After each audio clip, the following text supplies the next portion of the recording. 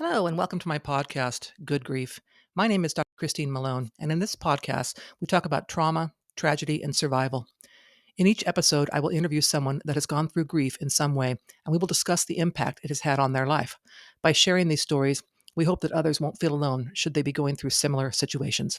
Enjoy.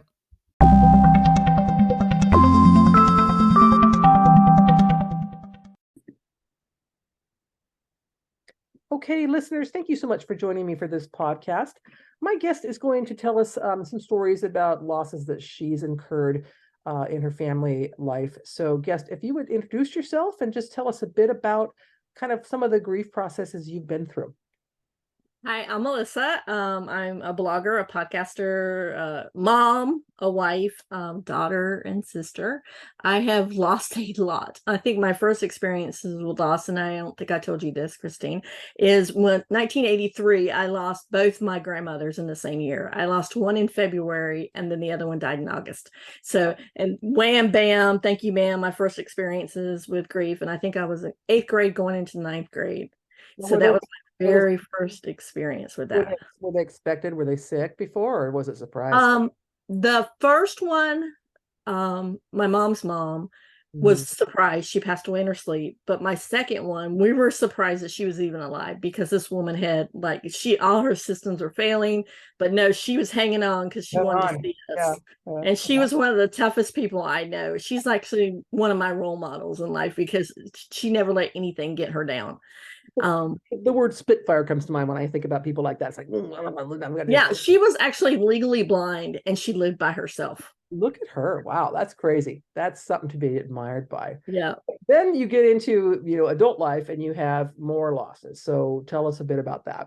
Yes. And going in 28 years ago, actually, yesterday was her birthday. I lost my best friend, my sister. There was 4 of us growing up.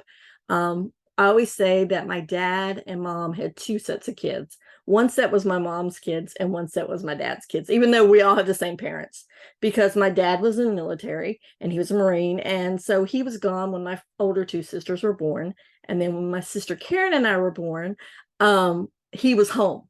So my mom tended to navigate toward the older 2, right, and my dad was with us, doing everything with us and always present with us. So 28 years ago in May, which is really weird, that right around the time that her anniversary is when I had my last daughter. So it's really cool. But she passed away. She got the diagnosis of ovarian cancer plus everything. By the time they got the diagnosis, tumors were all up, down her right side of her body. But then 4 weeks, she was gone, literally that bad. And I just grieved her so much, because not only was she my best friend, she was the one that we would talk about how we were treated differently by our mom than our dad. And we would talk about how one sister would get everything and the other sisters, we would kind of be on the outside because we were the younger ones. And a lot of my family did not like her husband, but they had been married for 10 years and he was like my brother. So I chose to keep a relationship with him. I still talk to him now. Actually, we actually texted yesterday and talked about me going down, because I went down to the cemetery and put flowers on her grave for her birthday. But that's hard, because you're not only losing the relationship with your sister, your best friend, the one you shared rooms with, girlhood secrets, everything. And then you lose also the one, because I didn't have any brothers, you lost a brother as well. And it was just really hard. And on top of all that, I was pregnant with my oldest daughter at the time.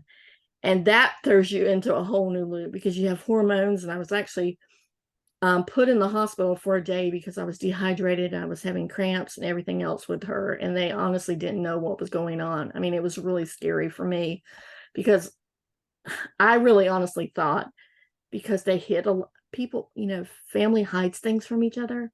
Yes, that I honestly thought that she was going to pull through. I didn't know it was as bad as it was until after the funeral. And so to honor her, 6 months after, not 6, excuse me, it wasn't 6, it was like 4 months after she died, I gave birth to my oldest daughter. Her middle name is Karen. I'm going to go off on a tangent for a minute, because I hate the way I'm just going to say this. I hate the way that the name Karen is perceived in Oh, actually, I society hadn't thought today. about that. I Yeah. hate that because I look at my Karen, my sister, and she was the most sweetest, the most genuine, the one, she was just the most awesome person in the world, no matter what. I mean, I knew I could go to her and tell anything to her, and there would be no judgment. Yeah. It would be just love. And yeah, she'd get mad if I do something, or I'd get mad at her, but we'd get over it quick. Right. Right. Yeah. But, Now and I, I have a really close relationship with my old sister. As a matter of fact, she lives with me, and my husband. And we grew up, I mean, we're 2.5 years apart. So we grew up, same parents, same life, everything. Even though we're very, very different people, Mhm. we're very close. And when I am hearing your story about your sister, I'm thinking, if I lost my sister, how I would feel, because I always think she's always there. She's the one that's a little older than me. She's always there for me. She's always been the one to protect me as the little sister, and so on and so forth. And so, losing that would be um, traumatic. Plus, which I'm thinking in your situation, she was obviously very young. You probably had ideas in your head about what your life was going to be like as you both grew older into like more adulthood or later Mhm. adulthood, whatever.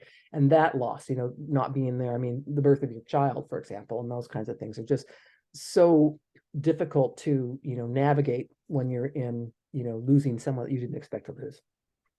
That is so true. And I mean, I look now and I go, I just wish she could have met my daughters. I honestly wish, because I think they would have hit it off, because they all had the same quirky sense of humor that she had. I mean, it was really funny because when my oldest daughter was born, she had the same dimple that my sister Oh, had. And yeah. it was like, oh my gosh, I cannot believe that you have the same dimple. And it's just, and even looking at baby pictures, she kind of looks like my sister. So I just look at her and I know Maddie was unexpected for us to have, but I honestly think that God, I'm a lot of faith for me. God knew what he was doing, and he sent Maddie to us to help us ease through this, because at the same time, my parents were also losing their daughter, and my other sister, the one that's still alive, she was pregnant at the time too, with my nephew. So my parents got their first grandson and granddaughter within several months after my sister passed. So I honestly think God was preparing and allowing those blessings to occur to make a way for my parents to get through, Yeah. because I don't think my parents could have gotten through that without Yeah. looking forward to those grandkids. I hear that. I hear that. So then after your sister, was it your dad that passed next? Is that how I'm reading that? Yes. My sister passed in 28 years ago. Like I said, she was 27 years old. So, Oh, and it was a long, long time before we experienced grief again. And it was in 2014, actually. Um, my dad was diagnosed in 1998 with non-Hodgkin's lymphoma due to exposure to Agent Orange in Vietnam, which I hate that so much. We have lost so many amazing people due to that. And people think, oh, Vietnam happened years ago. No, we're still getting the effects of that now. But in 2014, his cancer took a turn for the worse, and turned into the simple lymphatic leukemia. And it was so hard because my dad was my hero. He was the person that I knew if I needed something, he was right there in my corner, right there with me. He would always make time for us no matter what. I mean, he was always the one that when I was growing up, he would go to my softball games. I would go hang out with him. At one point in time, he would drive an oil truck and I would go on the route with him. I would stay up late and eat extra dinners when he was coming in and when he became a cop later on, just all these things I did with my dad, all these memories. And so when seeing my dad in that hospice, because he ended up going into hospice, um, lying in that bed, just killed me, because my dad was a big man. You think Marine, and he had these bulldog jaws, and he was just like a really larger than life character, and just sitting there and just wasting away. It broke my heart more than anything else in the world, because that wasn't my dad. My dad was the person that was always out in the community, always helping everybody else, always making sure. during the time that he was fighting non-Hodgkin's lymphoma, my mom had knee replacement surgery, and my mom went into rehab, and my dad said, I have to go get chemo. I want you guys to stay with your mom, and I'll go get chemo by myself. That's how much caring, that's how caring my dad was. It's hard when they, when we have someone we love who has a disease that causes them to waste away like that. It's very hard. I know what you're talking about. And I also know that there are several evils in our world. Agent Orange falls on that list for me too. I have two uncles that were exposed in Vietnam as well, so, and are dealing with health issues right now. So I get that. It makes you kind of angry. And so, those what I call preventable deaths, right? It's like, or preventable illnesses, I guess is how I'd say that is, if only this hadn't happened, this wouldn't have happened, kind of thing, are kind of things that sort of run through my mind, especially things like that. So then I know you've had like two very recent losses with another sister and your mom. Is that right? Yes, we lost my sister last year, at the end of May. And hers was very sudden. She just didn't wake up one morning. And my mom went to go wake her up because she was living with my mom. And my mom went to wake her up, and she was gone. She just wasn't there.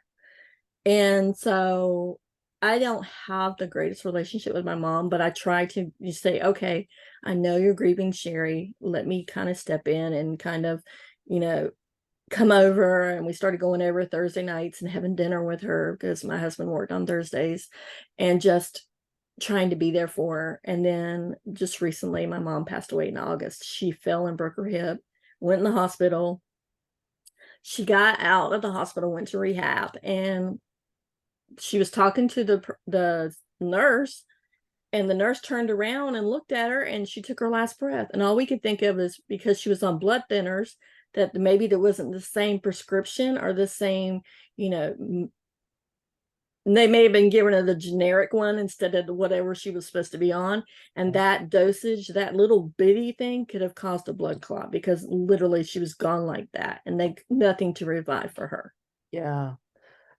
Yeah, let's talk a bit about different types of grief and different types of mourning. So, before we started recording, I shared with you my thoughts that, the level of grief that we experience is directly related to how much we cared about the thing we lost or the person we lost. So, how did you notice those differences in all these losses you've had with regard to, one just left me in my bed, for the weekend, I couldn't get up, and one was like, well, I'm going to, whatever, it's okay, those kinds of things. So how did that go for you through these processes?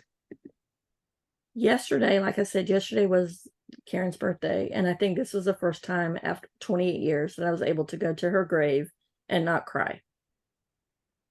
And so I still grieve her. Yeah. I still mourn her. My dad, oh my gosh, I was a basket case with my dad. I mean, literally, his death was also very unusual, because when he died in January of 2015, and when we went to bury him, they hadn't opened up the part of the cemetery where he was going to be buried yet, so he had to be stored in a mausoleum. And then in April, we had to go back through the whole grieving process again to actually put him in the ground. They had a private ceremony for the family. So any type of grieving, that healing that we may have done from January to April, it was tore right back open, and when we had to put him in the ground. And to this day, I have mementos of him all over the place in my office here. I just went down to New Bern. I'm from North Carolina, and they had this little, I forget what it's called, but it plays the Marine Corps hymn. And so I have it with me now. So every once in a while I can just play it to remember him by, because he was such a big, larger than life character. Sherry, I miss my talks with her. That's the older sister that died. Because toward the end of her life, she saw me not as a little sister. She saw me as someone who actually, I guess as the little sister, you don't get a lot of credit for actually having a brain sometimes. And that's simple way to say it for people to understand, because, oh, you're just, you're just you, yeah, oh yeah, just kind of like pat you on the head. But she realized that I did have one, because I would respond to her and not reactionary, but I would actually think out what I was going to say before I said it, and not really. Whereas my other sister is very reactionary, the one that's still alive. My mom, I actually felt guilt. And I'd mentioned this to you before we came on the podcast, is that I was sitting there with my youngest daughter, who's 21. And I told her, I said, I feel, is it wrong for me not to mourn her like I mourned my dad? And she said, no, Mama, because you had a different relationship with Grampy than you had Nana. And she says, with Grampy, you knew that you were loved and there was no strings. With my mom, I know she loved me, but I knew there were strings attached, that if I didn't do what she wanted, she would kind of like back up or get mad and angry. And that judgment was always there. And I don't have that judgment anymore on my shoulders. Yeah. It's just gone. It's just like, it was almost like a relief. And I hate to say that, because I loved my mom. She was my mom. She gave me life. But it's like that relief on my shoulders of saying, I don't have to live under the fear of judgment, or the fear of being yelled at, or the fear of being chosen, not chosen, whereas the other sister would be chosen and I wouldn't be chosen for something. I don't have to live with that anymore. Yeah, no, I completely understand that. My mother was not a stellar mother, if we should have been being very diplomatic and saying it that way. And when she passed, I didn't have a whole lot of grief process at all, because I wasn't close with her. And again, that sense of relief I get. I remember when caller ID first became available, and I would see on my caller ID that it was my mother calling. I would often let her go to voicemail, because I think I really don't even want to talk to her tonight. So yeah, so when she was gone, I was like, I don't I have to feel deal with you. yeah, I don't have to deal with this person. She would tell me things like, well, you think you're better than me, or what. I'm just like, I don't even want to talk to you. So yeah, that sense of judgment and just anger and negativity, it's like I don't miss much about that at all. So yeah, no, I totally get what you're saying there. And I think especially with younger people dying. I mean, the sisters both obviously well before their time, tend to be more I don't know, more traumatic for those left behind, because it's like, well, so unfair. I mean, the one sister at 27, my gosh, that you aren't even an adult yet at 27, and that kind of stuff, and that being robbed, if you will, of a full life is something to grieve, as well as the people left behind. So yeah, all very different types of grief. So I know that you are writing a book right now. So can you tell us a bit about the book, the title of it, and kind of what you're putting into it? It's actually the way I'm processing my mom's death. It's called The Emptiness Within, My Search for Finding Unconditional Love. And basically, it's just telling the story of how, number one, I want to put this out real fast, is I don't fault my mom, because my mom was raised in a generation where you didn't talk, the children were seen, not heard. Right. And I was brought up like that as well. But I chose, when my girls were born, that I wanted a relationship with my girls that I didn't have with my mom. I made that my top priority. And I wanted the relationship with my core family, my husband and my girls, to be the number one thing on top of above anybody else. Right. And I learned that from my mom and dad, as far as the relationship between the immediate family, the relationship being the top priority. But basically, it's my journey from childhood on to, like, share my experience of how the reason why I didn't mourn as much as I did my dad, because there are two sides of every story. And I never felt like while my mom was alive, out of respect for her, I never spoke my truth. And I never felt like my truth was worthy of anything. And now I'm like, my truth is going to be told, and people's eyes are going to be open, because they're going to realize that I'm not the person that I was painted out to be. I wasn't the person that was uncaring. I was more or less holding them at arm's length, because I didn't want to get hurt anymore. Right. I did that for my own mental health. Yeah. No, that sounds great. So who do you think the audience is for your book when you release it? What demographic, what kind of person would gain something from reading it? Honestly, anybody that has what's the word I'm looking for? Has struggled with being a relationship with a parent or a Yeah. significant other. Mhm.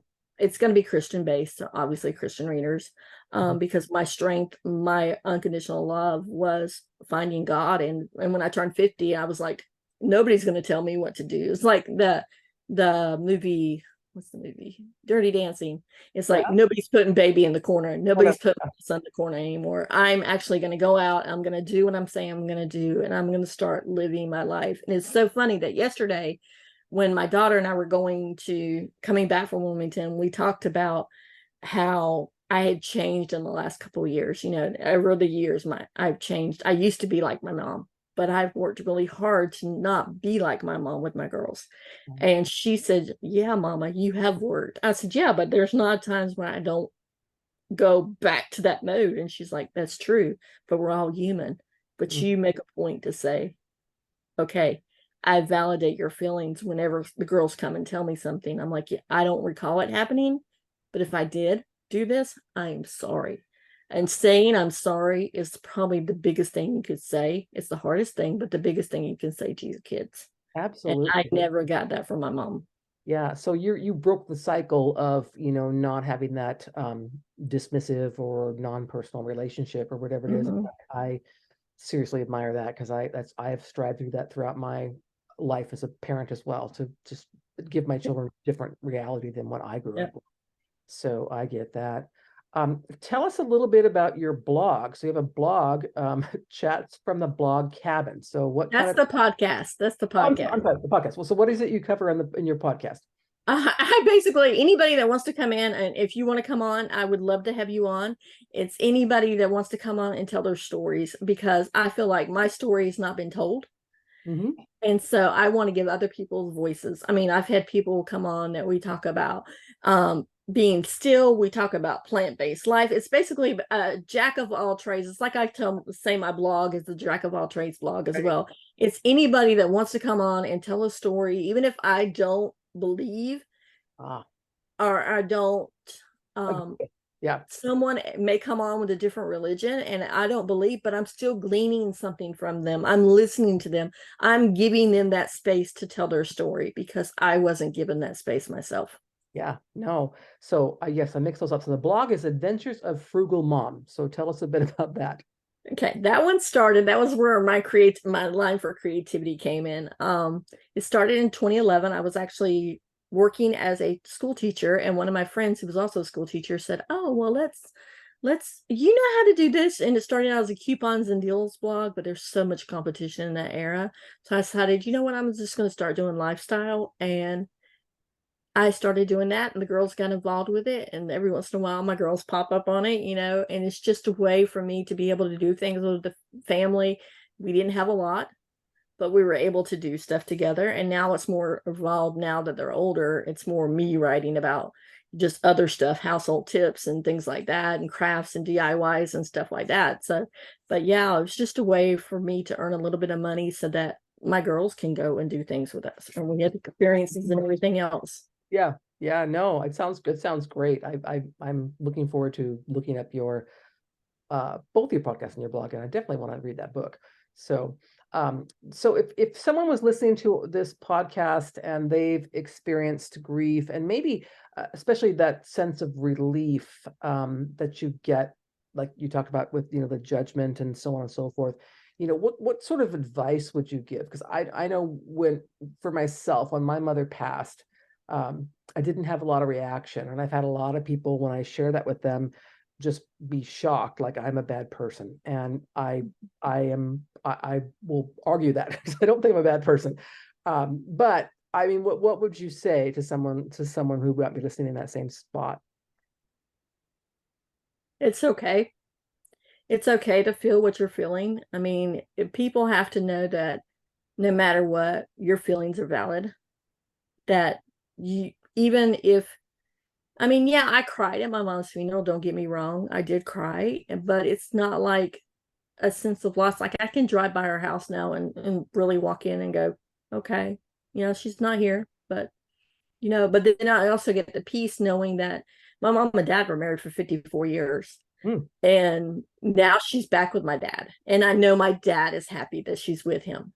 So I think that more than anything gives me peace. And I'm thinking about knowing that she finally got to hug my sister again after 28 years of her being gone.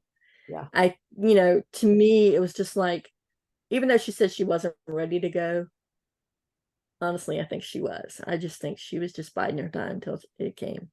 Yeah, no, I get that. I share with you that my middle son passed away at 4.5, and I like to say I look forward to the day when I can hug him and hear him and see him not disabled. So I totally get that. I completely get that. So, is there anything else you'd like to share before we end our podcast? Yes, there's something that helped me a lot. Since I'm faith-based, I did pick out a verse that I kind of clung to, and it was Hebrews 6:19. It's like basically summarized, through all my storms, the anchor holds, meaning the anchor was Jesus. But I also was fixated on cardinals. Anytime I saw a cardinal outside, I love them to see you. And I have huge, like, cardinals are really big part of who I am now. I mean, I have little cardinals all over the place. Put have a big on Christmas tree all the time. It's just my way of saying, okay, I'm putting this up, and reminding me of them. So they're around the house. So, and when I see one in the wild flying, I'm like, oh, which one was that? Because I know normally when I saw two together, I knew it was my dad and my sister together. So yeah. That's awesome. I can relate to that too. For me, it's dragonflies. Dragonflies bring me to thinking about the people I've lost too. I always think that somehow they're nearer to me if they show themselves the dragonfly. So yeah, no, I get that. I totally get that. So when this episode airs, we're definitely going to include links to your blog and your podcast. And then we can update it when you get your book published to make sure that your book's in there too, because I think it sounds like a really interesting and beneficial book to read for those of us who maybe live with a parent who wasn't, I don't know, the parent we wanted them to be. I guess I'm not to phrase that, but yeah. And as a person who didn't have a parent my mother was not who I would have liked to have for a mother. I would be interested in reading that and kind of sort of sharing your story, and and how it relates to mine. And it's those things that really make you feel like, okay, I'm not alone in this world. There's other people who've been through this thing, or who felt the same thing, or had the same kind of relationship, or whatever it might be. So it doesn't make me weird.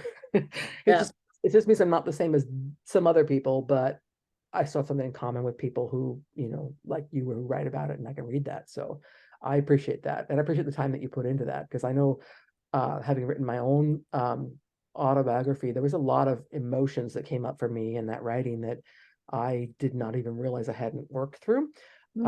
So, and it's been many years for some of those stories that are in there. So, I would also say it was very healing for me to do that. It was very like, get this off your chest and say these things. And as you mentioned before, speak your truth.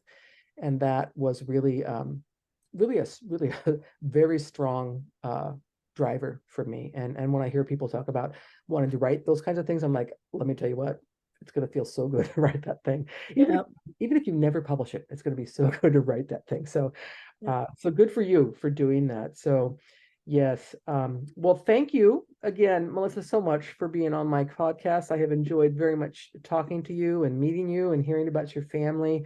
And I wish you all happiness. And I wish you happiness as well, Christine. Thank you for listening to this episode of Good Grief. To hear more about my personal story, please pick up a copy of my book, The Day I Became the Spider Killer, a memoir of trauma, tragedy, and survival, available in paperback, Kindle, and Audible via Amazon, Barnes & Noble, and other online book retailers.